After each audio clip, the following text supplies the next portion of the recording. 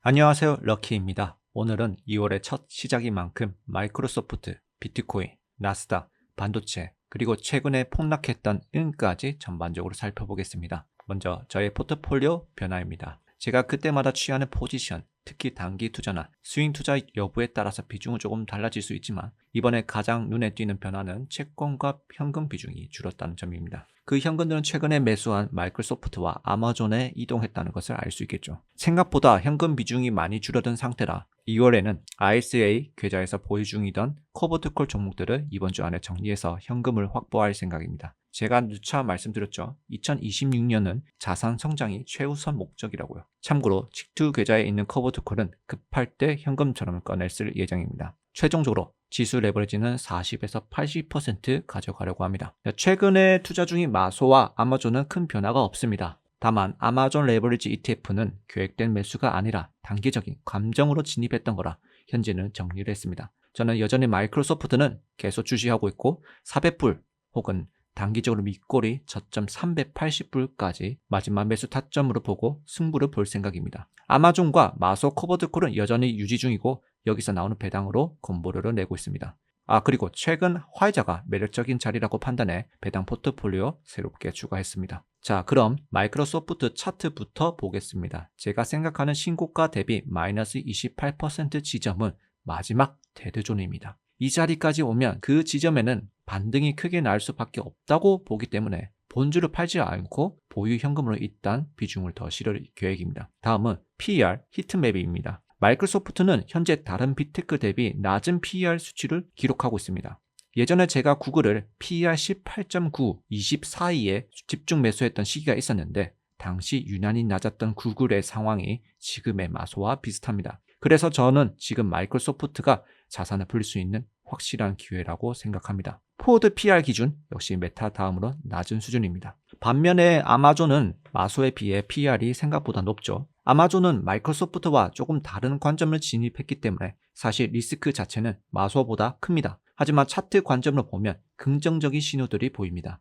현재 RSI가 52로 강하게 유지가 되고 있고 이평선 또한 정배로 가고 있습니다.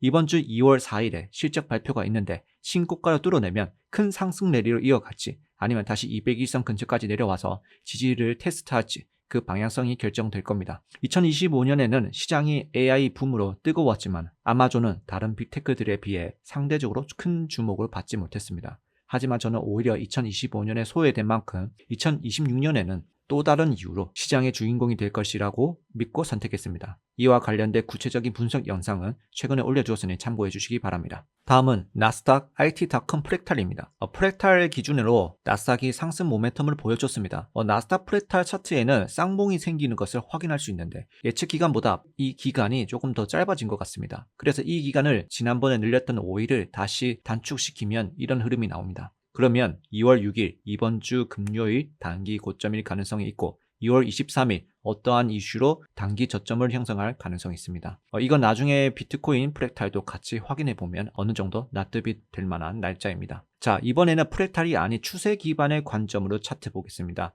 화면에 보이는 검은색은 제가 예측해본 하락 빛과 추세선입니다. 지난 2025년 11월부터 12월 사이에 하락 추세가 나타났던 구간이 있었죠. 이번에도 비슷한 흐름이 보이지 않을까 해서 미리 조정 추세를 그려주었습니다. 결국 이 조정 추세를 벗어나려면 나스닥이 633을 돌파를 해줘야 됩니다. 630 이걸 돌파해야 빨간색 영역 상승 추세를 올라타면서 더 강력한 상승 랠리가 나올 수 있습니다. 하지만 돌파를 못한다면 IT.com 프랙탈 시나리오대로 2월 말까지 약세가 이어질 가능성이 높습니다. 다만 시간이 흐르면서 검은색 하락 추세를 완전히 일탈하면 3월부터는 이전보다 더 큰 상승장을 볼 수 있겠죠. 자, 최근에 폭락했던 은도 살펴보겠습니다. 2011년 당시와 매우 비슷한 흐름을 가지고 있다고 생각합니다. 그때와 차트를 비교하며 투자하는 것이 유리해 보이죠. 이번 주기는 큰 주기인 만큼 프랙탈 이 패턴을 적절하게 사용하는 게 큰 도움이 될 겁니다. 물론 100% 맹신하기보다는 전략적으로 이용하시길 권합니다. 이것과 다른 흐름이 간다면 그 즉시 관점을 철회하고 다른 방식으로 대응하면 되니까요. 이번에는 단기적인 하락이 깊었던 만큼 반등의 기세도 상당히 강합니다. 이미 피보나치 0.55까지 올라왔고 제가 보는 강한 저항자리 0.382 구간 92불 근처입니다. 개인적으로 이 자리에서는 리스크 관리 차원에 익절하거나 물려 계신 분들은 약손절로 비중을 줄이는 것이 현명하다고 봅니다. 오히려 저 같은 경우에는 과거 패턴 참고해서 0.382, 0.236 구간에서 분할 숏을 잡아볼 생각입니다. 물론 신고가를 돌파하거나 손실이 마이너스 20에서 30% 넘어간다면 미련 없이 손절한다는 원칙을 가지고 진입할 예정입니다. 만약에 과거 패턴도 그대로 반복이 된다면 5월쯤 특정 흐름이 완성이 될 텐데 이게 참 묘하게도 제가 사용하는 나스닥 프레탈 시나리오하고 맞물립니다. 자, 다음은 반도체입니다. 먼저 SOXX 차트를 보시면 초장기 상승 추세의 상단에 도달했을 때 저는 분할 숏을 포지션을 조금 담았습니다. 하지만 어제 시장이 생각보다 강해서 금요일에 숏 포지션을 1차 익절을 했고 나머지는 본전에 나왔습니다. 앞으로 반도체가 생각보다 더 강하게 나올 수 있다고 판단했기 때문입니다. 다시 녹색선이 깨지게 된다면 반도체를 다시 조심해야 할 시점이라고 보고 있습니다. 산이 높은 만큼 골이 깊다는 말처럼 과열된 상승이 뒤에는 큰 조정이 올 수 있으니 항상 주의하시기 바랍니다. 많은 분들이 기다리셨을 비트코인입니다. 본론에 들어가기 앞서 분명히 말씀드립니다. 초보자분들은 지금 비트코인 절대 하지 마세요.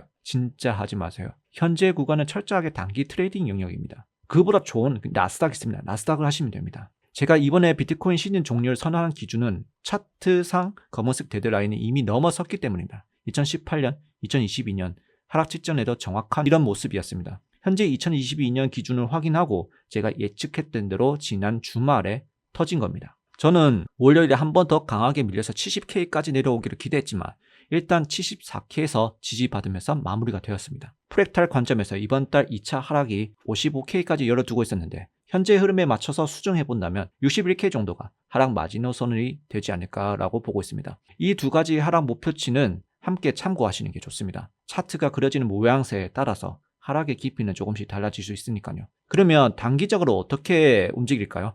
이번 주는 80에서 81K까지가 반등이 나올 수 있고 다음 주에는 83K까지 보고 있습니다.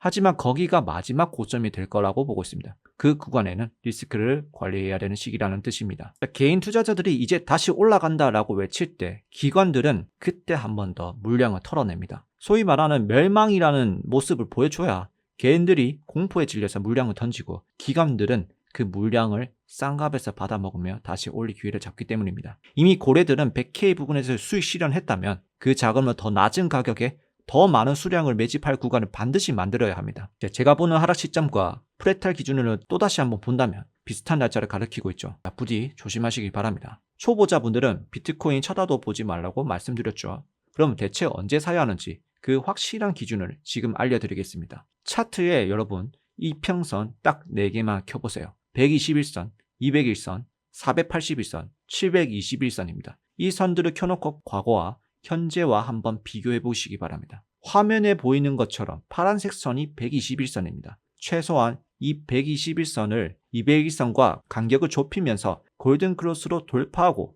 그 위에 지지받는 모습이 나와야 합니다. 그때 들어가도 결코 늦지 않습니다. 괜히 장기 이평선들이 이렇게 서로 멀찌감치 벌어져 있는 상황에서 급하게 추격 매수를 안 해도 됩니다. 하락이 시작되면 어디가 바닥일지 아무도 모릅니다. 자, 과거 사례로 볼까요? 2022년에도 파란색 선 121선의 저항을 받다가 결국 그 선을 다시 올라탔을 때부터 본격적으로 상승 랠리가 시작되었습니다. 2018년 하락장 이후 2019년에도 마찬가지였죠. 201선의 저항을 뚫고 그 위에 안착했을 때가 비로소 추세 전환입니다. 비트코인은 장기 이평선들 위로 올라탈 때까지는 진짜 쳐다도 보지 마세요. 마지막으로 제가 현재 테스트 중인 15분봉 단기 차트 함께 보면서 오늘 영상을 마무리하겠습니다. 차트를 보시면 이 초록색 장기 이평선 위로 캔들이 형성되었을 때는 상승 채널입니다. 그러면 보시는 것처럼 볼린저 밴드와 비슷한 이 밴드 안에서 첫 번째 상단에 맞더라도 높은 확률로 주가를 올리면서 계속 상승이 유지가 되죠. 반대로 이 초록색 검은색 선 아래에 캔들이 위치했을 때는 이야기가 달라집니다. 상단 밴드가 부딪힐 때마다 내려갑니다. 오히려 떨어질 때 두 번째, 세 번째 밴드 부근에서 매수를 하는 것이 저점을 확인할 수 있겠죠. 그럼 지금 구간은 볼까요? 여전히 과거보다 더 강한 하락 추세입니다. 현재 기준에서 80K가 1차 고점, 그 위로 81.7K, 84K가 강한 저항대로 버티고 있습니다. 그러면 장기 이평선 89K 부근은 시장을 뒤흔들 만한 강력한 호재가 나타나지 않는 한 지금 이 저항선을 뚫기에는 어렵습니다. 그리고 장기 이평선 2개가 데드크로스도 같이 터졌고요. 사실 저는 비트코인을 완전히 신뢰하지 않는 자산을 보기 때문에 큰 금액을 태우기보다는 감당 가능한 선에서 단기 트레이딩으로 용돈벌이를 하고 있습니다. 그래도 1월달 한 달 꾸준히 수익 냈고 보시다시피 하락장에서 숏 포지션으로 더 많이 수익을 냈습니다. 자, 만약에 2월에 제가 예상한 대로 비트코인이 단기 폭락 온다면 마이크로 스트래티지, 쉐일러의 이제 청산 이슈가 터질 가능성이 매우 높습니다. 시장에서는 지금 현재 MSTR 청산 여부에 대해서 아마 지금 계속 뉴스가 돌고 있는데 저는 바로 이 시점이 기회라고 보고 있습니다. 그래서 만약에 MSTR 하방을 베팅하는 커버트콜 ETF가 있는데 단기 수익과 단기 배당을 얻으실 분들은 더블 NTR을 통해서 숏 포지션을 잡을 수 있습니다. 제가 생각하는 베스트 타점은 MSTR 가격이 단기적으로 150불까지 올라갔을 때 그 구간에서 더블 NTR을 진입한다면 포지션 자체가 굉장히 유리할 것을 보입니다. 다만 2월 저점 이후에 강력한 반등이 나올 수도 있으니 장기 보유보다는 철저하게 단기 전략으로 대응하시기 바랍니다. 오늘 영상도 시청해 주셔서 감사합니다. 모두 미국 주식으로 럭키 여행이 되시기 바랍니다. 감사합니다.